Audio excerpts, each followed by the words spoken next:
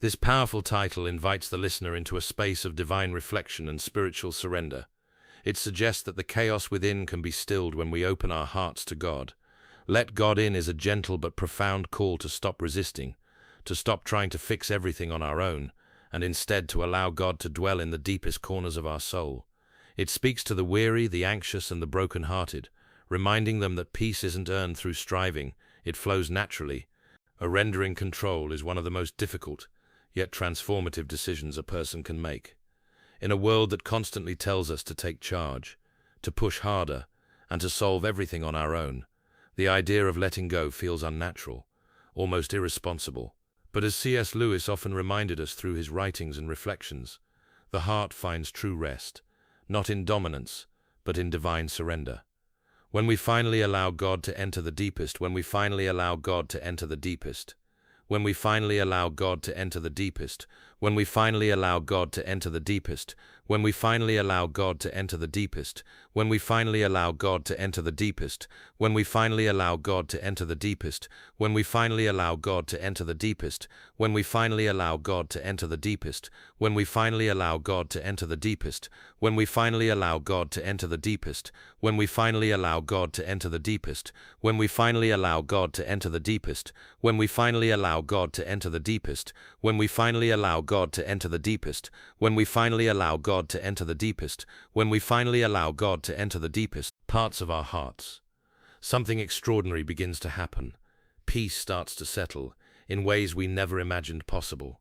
This peace isn't forced, and it doesn't come from circumstances aligning perfectly.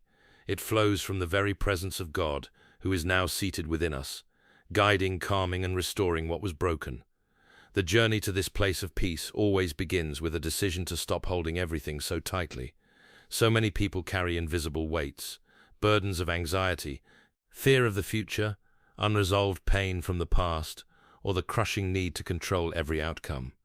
These burdens keep the soul restless and often rob us of joy and clarity. C.S. Lewis understood this human struggle deeply. He didn't shy away from acknowledging how difficult life can be, nor did he pretend that faith automatically removes suffering. What he pointed to instead was a deeper truth, that peace is not found in the absence of hardship, but in the presence of God within the hardship.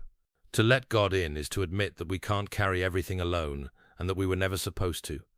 Prayer becomes the sacred space where this surrender takes place, not a performance or religious obligation, but a genuine cry of the heart. When we pray honestly, without trying to sound perfect or strong, we are essentially opening the door for God to come in and meet us where we truly are. Lewis once said, "We must lay before him what is in us, not what ought to be in us." Vulnerable and healing.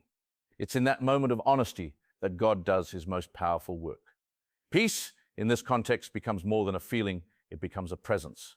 A steady, quiet knowing that God is near, that he understands, and that we are not alone. Surrender doesn't mean weakness. In fact, it's the most courageous step a person can take. To surrender control is to say, God, I trust you more than I trust myself. That level of trust is not built overnight. It often grows through seasons of pain and waiting, through moments when we have no choice but to lean on God because everything else is crumbling. And yet, it is in those very seasons that the peace of God shines brightest. It steadies the anxious heart, comforts the grieving soul, and speaks hope into the silence.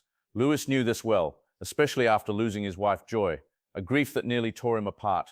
Yet even then, he clung to the idea that surrendering to God was the only path to lasting peace. When we surrender our need for control and invite God to take his rightful place, we begin to live from a different center. No longer driven by fear, anxiety, or the endless chase for answers, we begin to rest in the assurance that God is already working all things together for our good, and in that resting, peace settles.